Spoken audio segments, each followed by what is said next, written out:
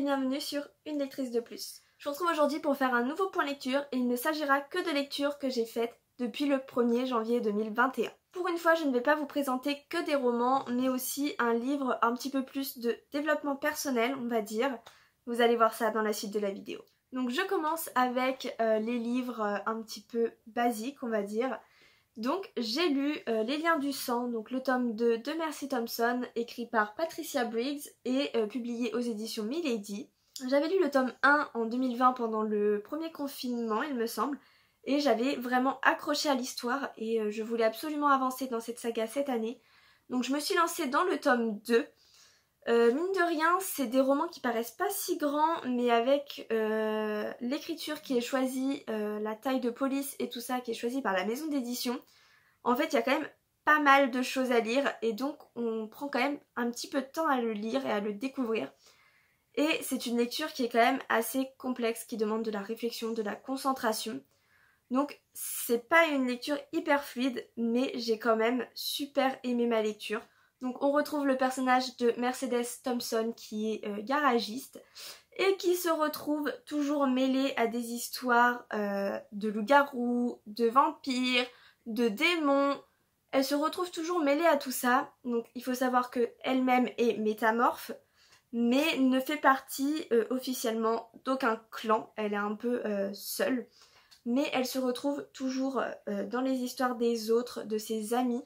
Dans ce tome, elle va se retrouver à pourchasser un démon. L'intrigue arrive assez vite dans le roman, on n'a pas le temps de s'ennuyer. C'est peut-être un petit peu long, mais en même temps, il n'y a pas de moment de flottement. C'est toujours un flux continu d'informations, d'indices.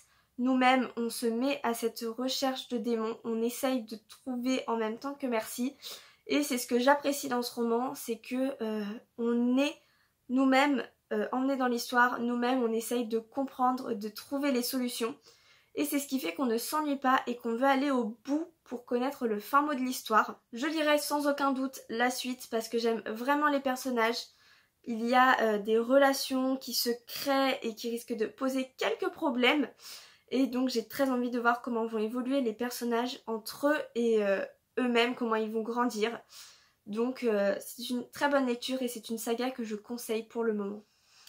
Autre lecture, il s'agit de Lundi mystérieux, donc le tome 1 des 7 clés du pouvoir. C'est écrit par Gareth Nix et c'est publié chez Gallimard Jeunesse. Cette lecture est une déception. Le livre est présenté comme une lecture jeunesse accessible dès 12 ans et j'ai moi-même été complètement perdue durant la lecture. On pourrait supposer que c'est une lecture qui va se lire vite, il n'y a que 300 pages, c'est écrit assez gros, mais l'univers créé est tellement complexe que l'on se perd, que l'on ne sait jamais où l'on en est. En fait, on ne comprend même pas une grande partie de l'histoire, on est dans un flou continu. Et donc ça ralentit la lecture, ça donne pas envie de s'y plonger. Et très sincèrement, je doute de lire la suite parce que j'ai pas forcément le besoin.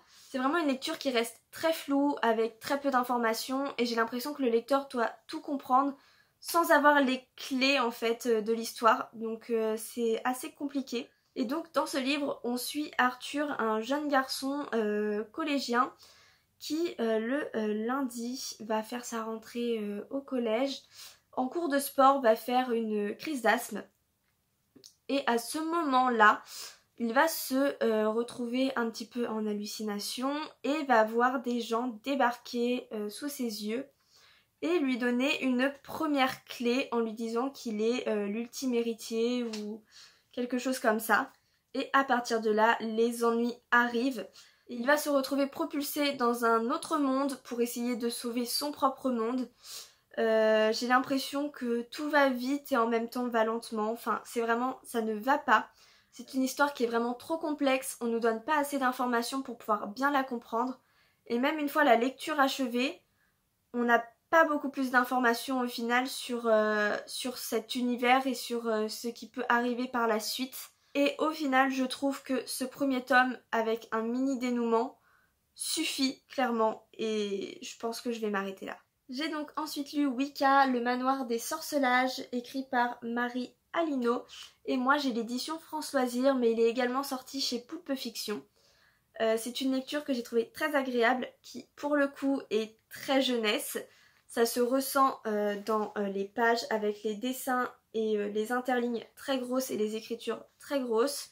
La lecture est vraiment très agréable, très fluide, super accessible vu que c'est vraiment pour les jeunes. Donc dans cette histoire, on suit Avril et Octobre, deux frères et sœurs sorciers, donc des Wicca, qui vont devoir protéger leur ville car le cercle de protection a été brisé et un être malveillant donc va venir déranger un petit peu tout l'ordre qui était mis. Et avec leurs amis, ils vont essayer de sauver la ville, de lutter contre cet être maléfique.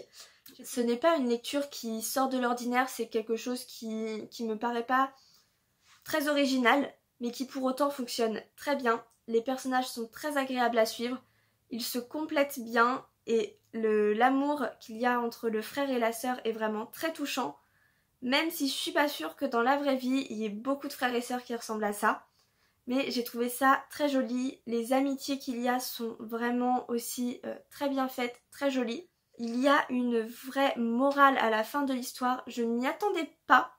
Et finalement, elle est quand même la bienvenue, elle résume en grande partie le roman. Et elle est vraiment très forte, très importante. Donc j'ai vraiment bien aimé le message qui est passé tout au long du roman et qui est rappelé de façon plus explicite à la fin.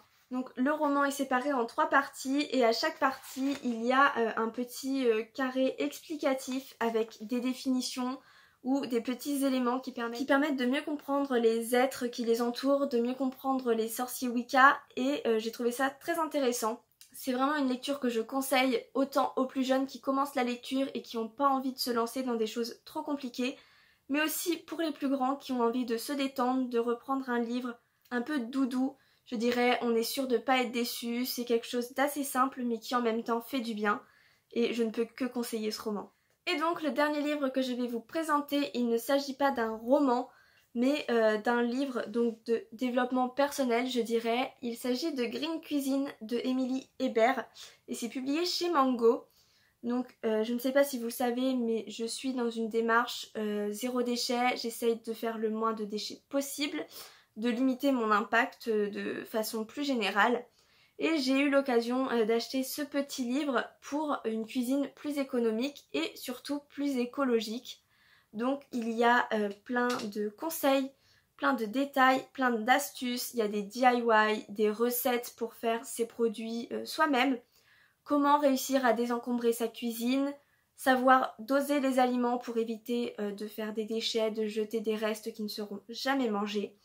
Il y a aussi des astuces sur comment consommer plus local, éviter les choses qui sont importées de loin. Donc avec des références à des sites, il y a aussi des statistiques qui permettent de se rendre compte de notre impact tout simplement.